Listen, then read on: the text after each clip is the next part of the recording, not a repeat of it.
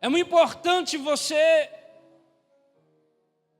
estar atento a uma palavra que será liberada aqui nesta noite. Deus pode destravar você em alguma situação, em alguma área da sua vida. Ele pode destravar algo na sua vida através de uma palavra que você receber. Para isso você precisa estar atento ao que Deus vai falar. Eu sei que no decorrer dos dias, talvez não deu para você vir na quarta-feira, numa imersão, não participou talvez, quem sabe, de nenhuma reunião, ou não conseguiu levar uma vida de meditação diária, fazendo o seu TSD, que é o seu tempo sozinho com Deus. Quem sabe passou tudo despercebido e até mesmo hoje você veio meio que desanimado, mas você está aqui nesta noite. Você veio a reboque, está aqui. Deus tem uma palavra no seu coração. A Bíblia, ela é taxativa, ela diz que quando estar 2 ou 3 reunidos, Ele se faz presente. Eu não tenho dúvida da presença de Deus. E a palavra que Deus me deu está lá em 1 Samuel, no capítulo 1, se você quiser abrir a sua Bíblia. Nos acompanhe, por favor. 1 Samuel, capítulo 1, a partir do versículo 9, a oração de Ana.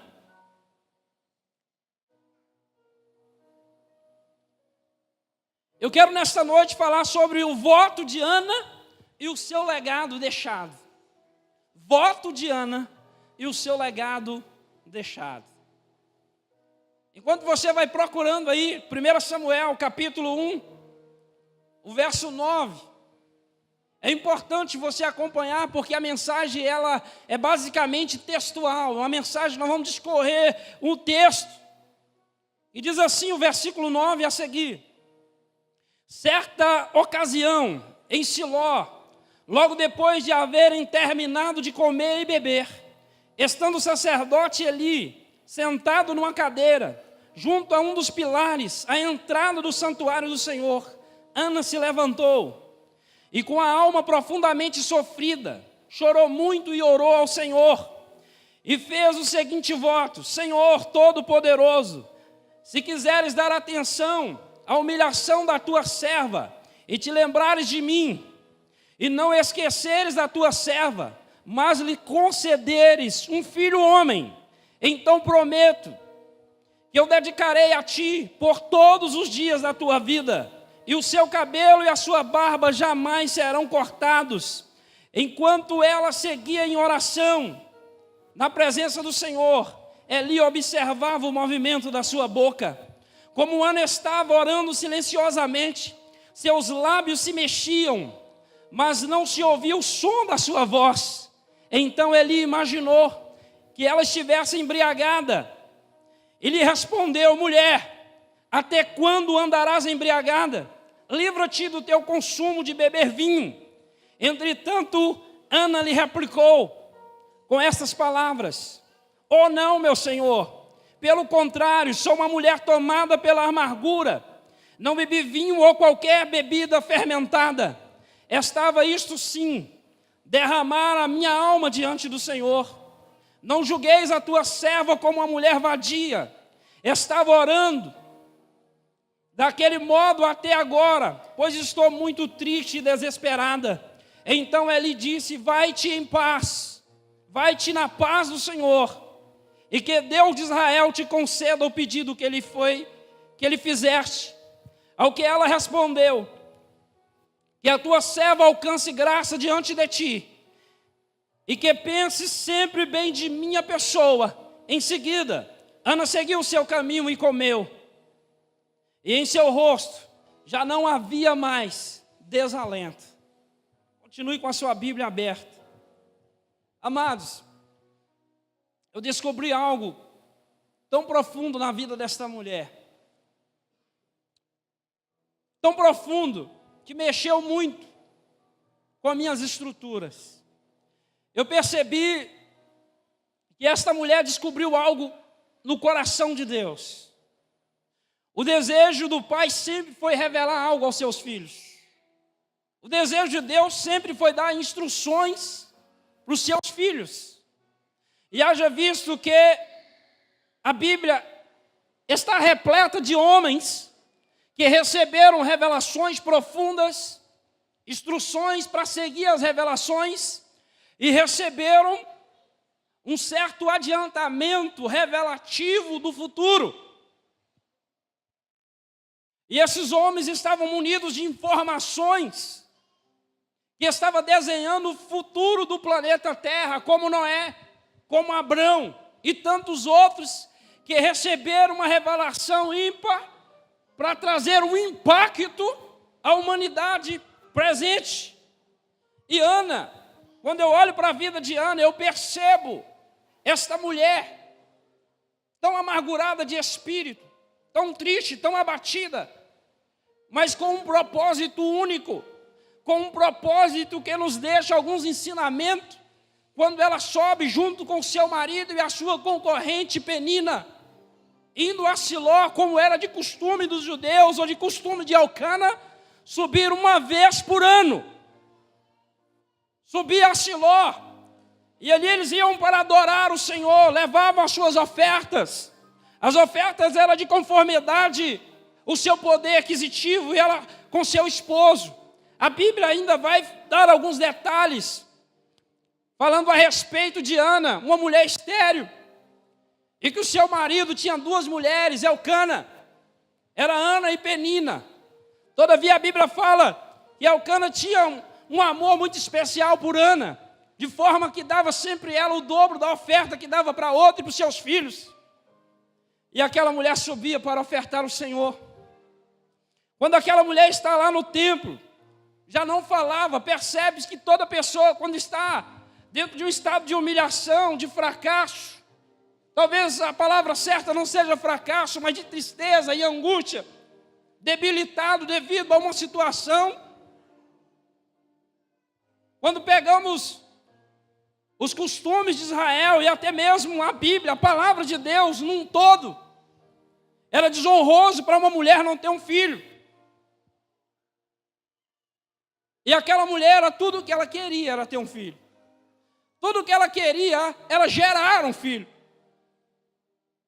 E eu percebi na Bíblia que toda mulher estéril, que teve um filho, esse filho foi um grande homem.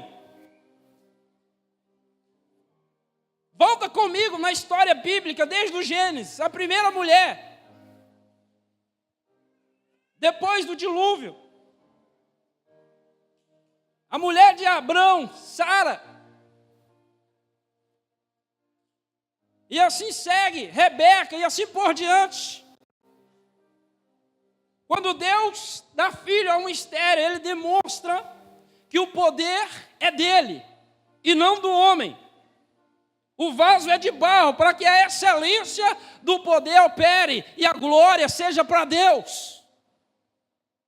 Aquela mulher volta a dar luz ao filho, mas antes que isso aconteça,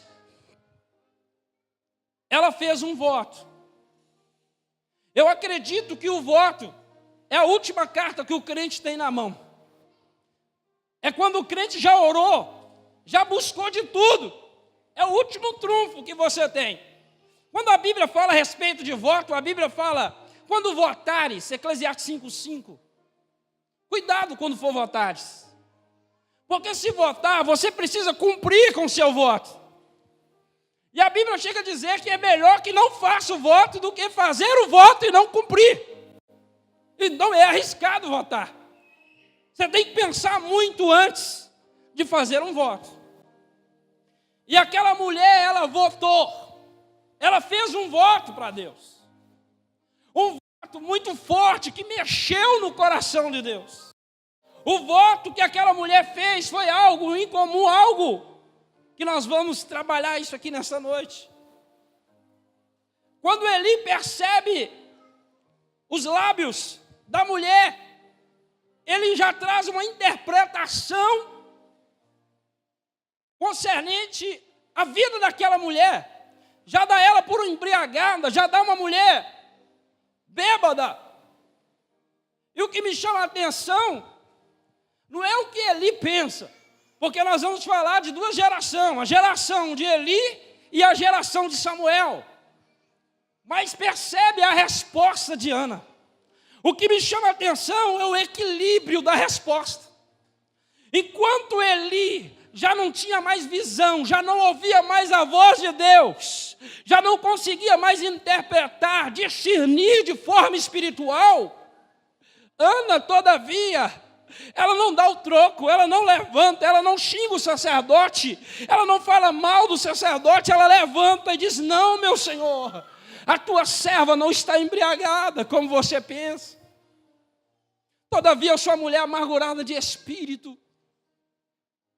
E ela começa a demonstrar dentro de um equilíbrio muito grande, de uma palavra tremenda, de forma que o sacerdote Eli muda todo o seu pensamento concernente a ela e libera uma palavra: vai em paz, pode ir em paz, mulher.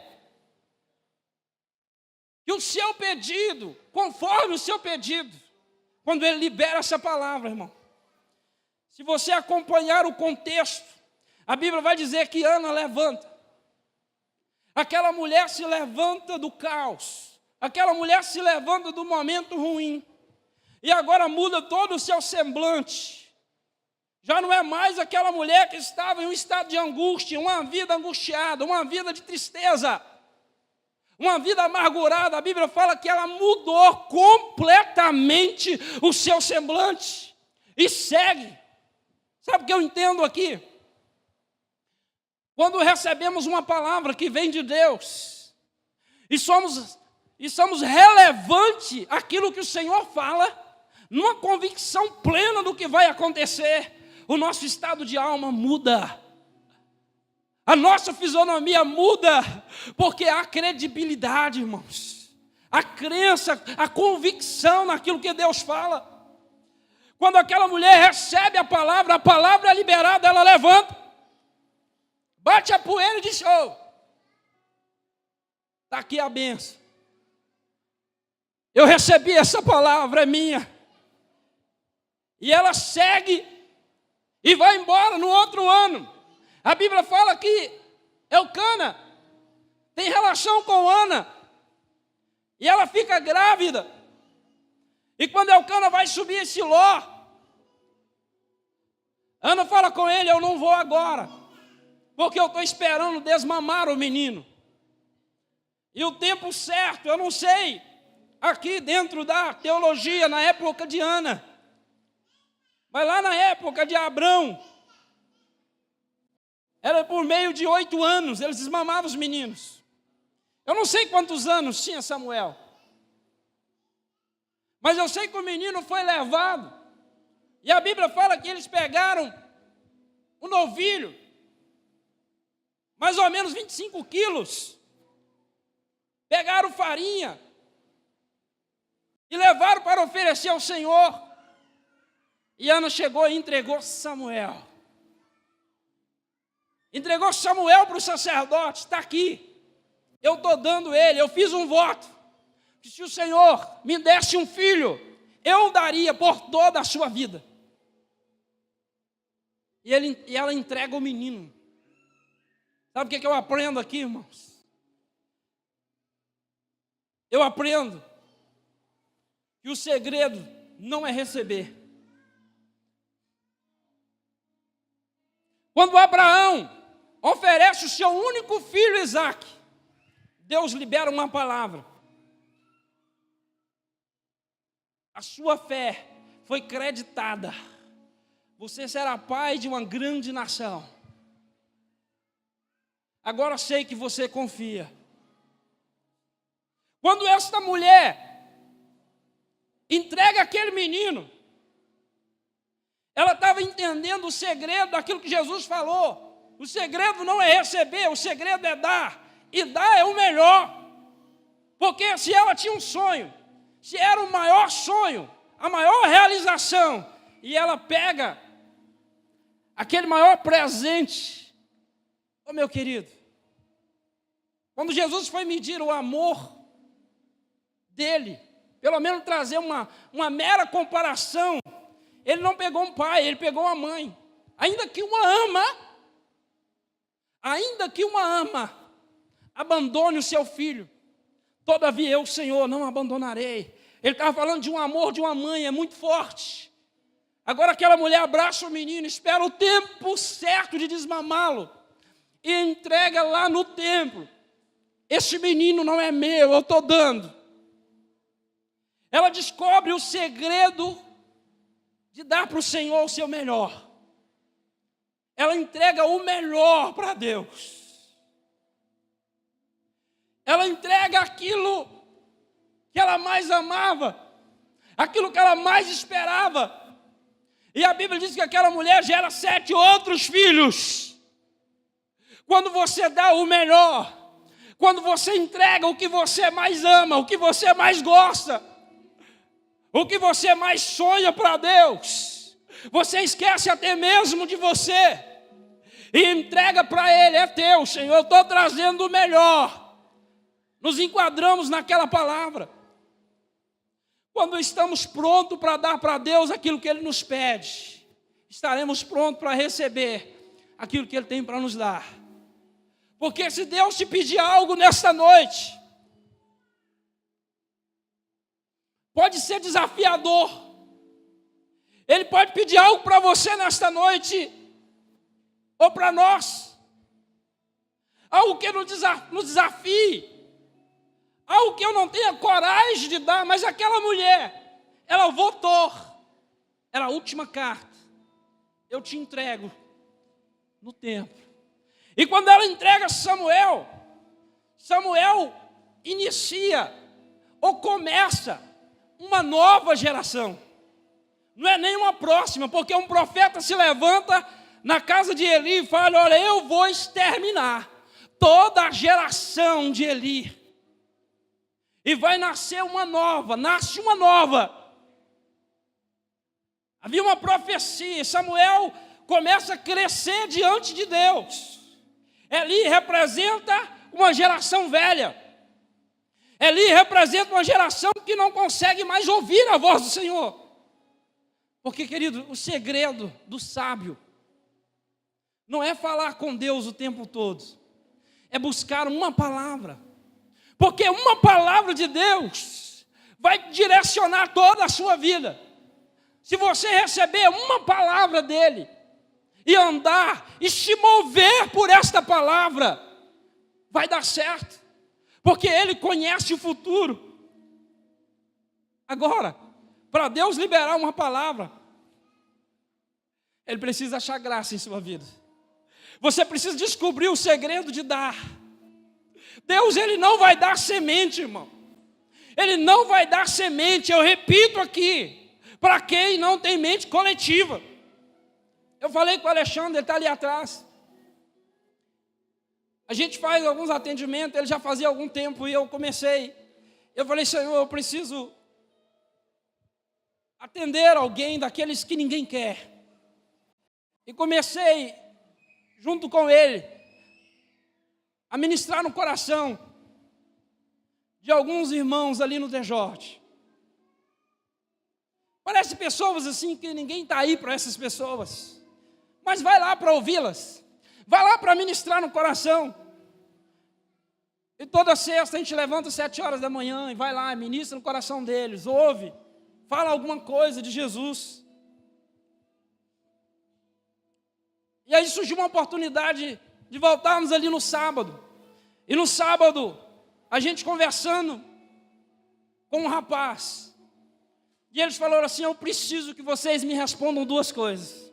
Um cara inteligente, formação superior, está lá porque está preso, aprisionado no vício. E falou: olha, me responde 2 coisas. A primeira coisa que eu quero saber de vocês: o que vocês ganham em estar aqui? Sair tão cedo, antes de 7 horas da casa de vocês, ficar aqui ouvindo um monte de pereba desse, um monte de gente desprezível. O que vocês ganham com isso?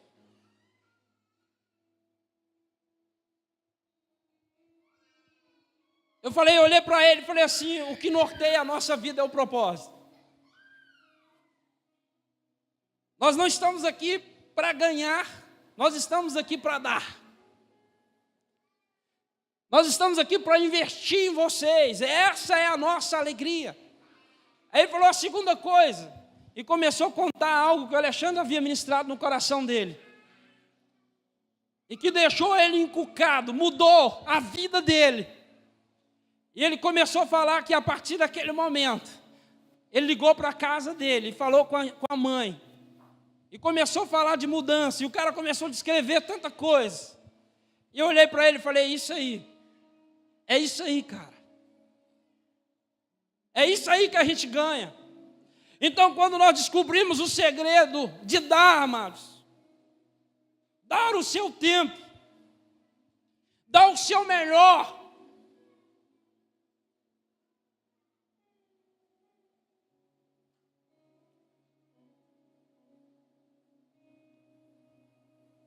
você toca o coração de Deus.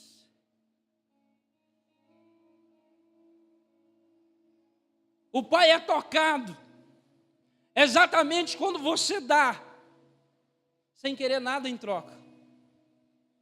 Nada em troca. São essas pessoas que vão receber a semente. As outras serão meros consumidores, que vão ser abençoados, mas não vão poder dar semente, porque não tem mente coletiva. São pessoas que pensam em si, só em si. Mas Ana, ela quebra esse padrão, quando ela recebe o seu único filho e entrega. E dá para Deus. Toma, por toda a sua vida, está aqui. O voto de Ana e o seu legado deixado.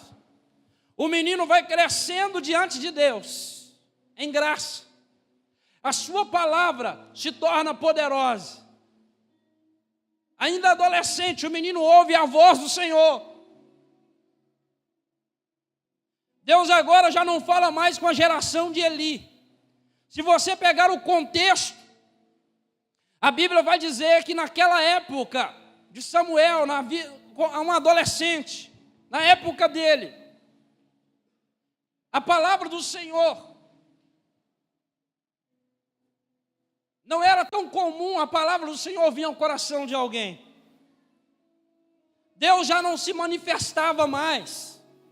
A geração de Eli era uma geração obesa espiritualmente, obesidade espiritual, alguém que não ouvia, alguém que não tinha sensibilidade espiritual mais para fazer as coisas do Senhor. Eli fazia parte dessa geração que não se entregava, que não se santificava mais a sua vida. E de repente, debaixo das barbas de Eli, sacerdote Eli, surge Samuel, um adolescente que aparece com sensibilidade espiritual para ouvir a voz do Todo-Poderoso. A Bíblia diz que Samuel, ele estava na casa do Senhor. E lá estava a arca, a presença de Deus. A luz de Deus ainda estava acesa. Quando de repente, diz a Bíblia, que Samuel, ele ouve a voz, dizendo, Samuel, Samuel. O menino ainda não entendia como Deus falava. Recorre por 3 vezes ao sacerdote Eli. E Eli passa as instruções dizendo, quando o Senhor falar, você vai falar para Deus, fala que o teu servo ouve. E a Bíblia diz que Deus fala novamente para Samuel, e Samuel atento, diz, fala, Senhor, que o teu servo ouve a tua voz. E o menino ouve, e o que ele ouve é contra a casa de Eli. O que ele ouve era Deus confirmando uma sentença sobre a vida de Eli e sua casa. Eli chega para Samuel e diz: Samuel, não me esconde nada, porque o Senhor vai te castigar. Eu entendo que ele usa uma certa força para forçar o garoto a dizer, porque o menino temia em falar o que ele ouviu de Deus. E agora Samuel começa a discorrer tudo. Começa a confirmar o que um outro profeta já havia dito. Deus iria exterminar a geração de Eli. A geração de Eli, uma geração que não ouve mais a voz do Senhor. Uma geração obesa espiritualmente. Uma geração que não tem sensibilidade, uma geração que não santifica. Uma geração de sacerdote que permite os seus filhos fazer barbárie dentro da casa do Senhor. Uma geração que vê os seus filhos usando e abusando do templo e não fala nada. Você que é pastor, você que é sacerdote de uma igreja que está nos ouvindo nessa noite, pelo amor de Deus, não permita o que Eli permitiu. A justiça de Deus veio sobre a casa. E Deus falou de forma duríssima: eu vou acabar com toda a geração de Eli. Porque os seus filhos, Ofni e Finéia, vivem de qualquer maneira, se prostituindo dentro do templo. Irmãos, a Bíblia diz que a horrenda coisa é cair nas mãos de Deus. O homem pode estar em qualquer lugar, Deus vai lá e tira, mas cair nas mãos do Senhor, amado. Quando Samuel fala para Eli: Eli, a sua família, a sua geração será exterminada, vai nascer uma nova geração para fazer os trabalhos do Senhor no templo. Eli não deu muita bola não, irmãos. Simplesmente ele falou que faça como o Senhor lhe agrade. Ou seja, o homem nem caiu mais diante de Deus. A Bíblia diz que passarão céus e terra, mas a palavra de Deus, ela não passa. Nos hinos que foram ministrados aqui nesta noite, o Senhor nos conduziu sobre a presença dEle. Os hinos foi falado a respeito da presença. Foi-se a glória, a presença de Deus foi embora. Nós estamos nessa estação, Koinonia. Estação Koinonia. E eu fui desafiado, porque eu estava na casa de alguns discípulos, se me chamarem, a gente está lá, e de repente eles tiram uma foto, e mandam a foto, no grupo. E eu olhei aquilo, o Espírito Santo falou assim: não, quero que você faça o seguinte, propõe para a minha igreja. Eu quero propor para vocês aqui um desafio. Porque é muito fácil amar, é muito fácil tirar uma foto com alguém que você está correlacionando todos os dias, tem intimidade, afinidade, é muito fácil. Eu quero que você quebre o protocolo, querido. Eu quero que você olhe alguém que você nunca foi na casa dele ou dela, alguém que você não se relaciona, é só oi, boa tarde, ou shalom, eldonai, lahema, leca, sei lá, como você cumprimenta. Não sei. Eu quero que você vai a essa pessoa, ou na casa dela, ou liga, manda um WhatsApp aí, e fala: olha, esta semana, o desafio é para essa semana. E vai lá, querido. Vai lá, levanta um altar de comunhão, de relacionamento. Se você quiser tirar foto, tudo bem, se não quiser, não tem problema. Mas o importante é que você vá. Eu desafio você a fazer isso. Eu me desafiei, eu vou fazer isso nessa semana. A pessoa estava aqui na frente, já ter saído daqui. Mas eu não vou revelar não. Mas eu vou na casa dessa pessoa com a minha família. Eu nunca fui na casa dessa pessoa. O meu desafio é ir em 3 casas de pessoas. Eu quero ir lá, eu quero sentar, eu quero tomar um café, eu quero quero conversar, eu quero orar, eu quero levantar esse altar, essa comunhão. Eu desafio você a fazer isso. Estação koinonia, comunhão. Eu desafio você. Agora, preste atenção. Foi-se a glória. Foi embora. Se tem uma coisa, e você vai ver o povo de Deus brigando o tempo todo, para não perder a presença. Quando você olha para Moisés, Moisés foi o cara que mais aproximou de Deus. Pode pegar todos os homens. Moisés viu Deus pelas costas, Anderson. Moisés foi o cara que chegou na comunhão do monte e viu a sarça queimando e não se consumindo.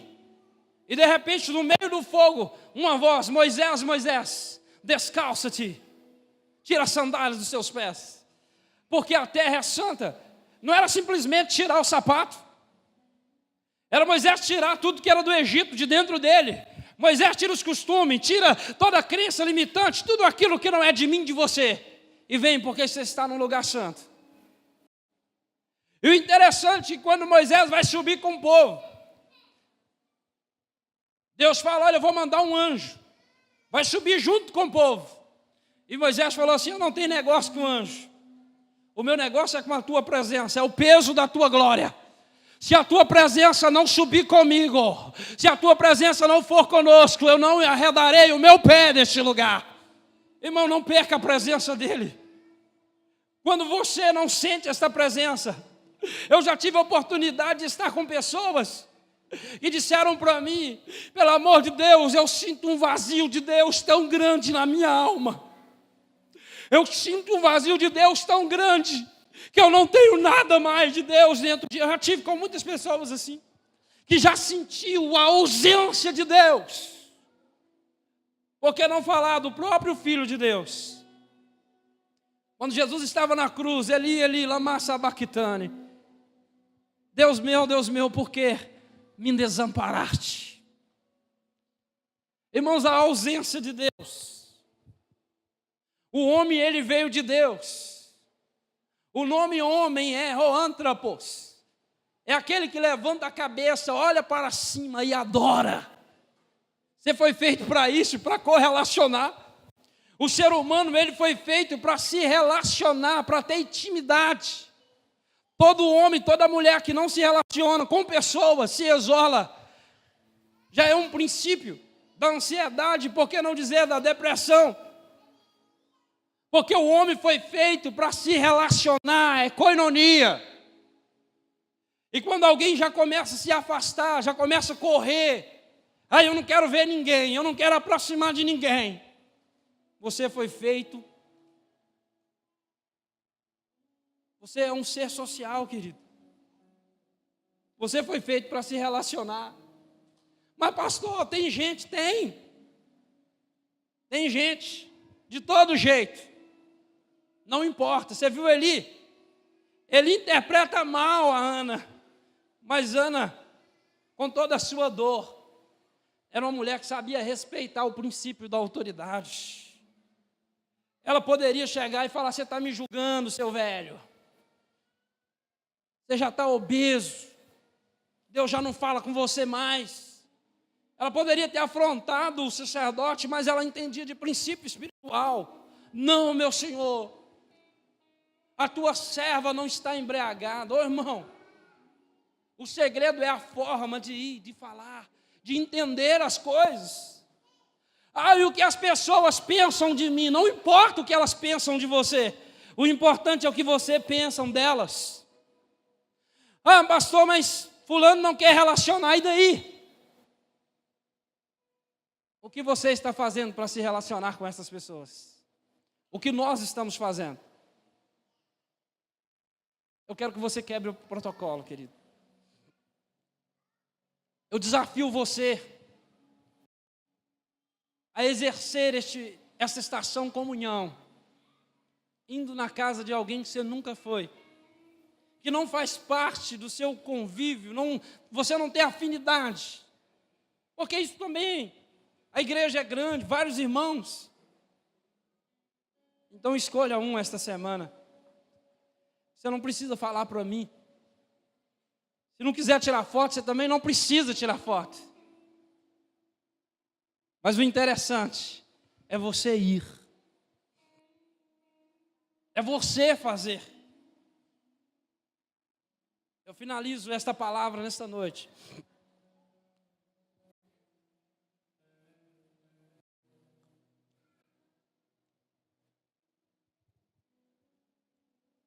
Falando deste segredo tão ímpar. Falando deste segredo de Ana.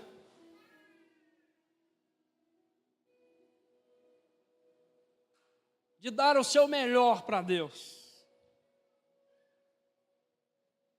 Eu quero que você saia daqui entendendo uma coisa. Ou pelo menos um princípio. Paulo vai dizer que nós já não somos mais de nós mesmos. Nós já não somos mais de nós mesmos. Ele vai dizer aos Coríntios que quando nós morremos para nós mesmos, nós vivemos para Ele. Precisamos entender que agora você já não é mais dos seus desejos, das suas vontades, do seu ímpeto. Você agora está morto completamente para si. É negar-se a si mesmo e seguir. Siga-me. Quando você entender que a sua vida já não é sua, porque você não tem uma vida. Quem aqui tem uma vida? Não, eu tenho uma vida. Você não tem uma vida. Deus te deu a vida. Se Ele te deu, logo ela não é sua. Ou Ele soprou, te deu a vida. O homem vai lá e perde, Deus dá de novo. Ela não é sua, Deus te deu. Tanta verdade é que a Bíblia diz assim: foi-se o homem e o Espírito volta a Deus que o deu. Então a vida não é nossa, ela é de Deus. Mas quando eu quero a vida para mim, eu mando no meu nariz. Eu mando na minha vida. Eu faço como eu quero, como eu penso, como eu acho. Eu determino. Quem é você, amado? É por isso que está dando ruim. É por isso que não está acontecendo. Porque Ele não é o centro da sua vida. Ele não te dirige, Ele não comanda. Ele não direciona. Ah, pastor, é o que eu falei, uma palavra pode destravar toda a sua vida. Uma palavra. O segredo, querido, não é o tanto que você fala, é o que ouve. Quem está disposto a ouvir Deus? Como é que é a música? Não importa o preço. Hã? Ah, gente. Não importa o preço. É isso mesmo?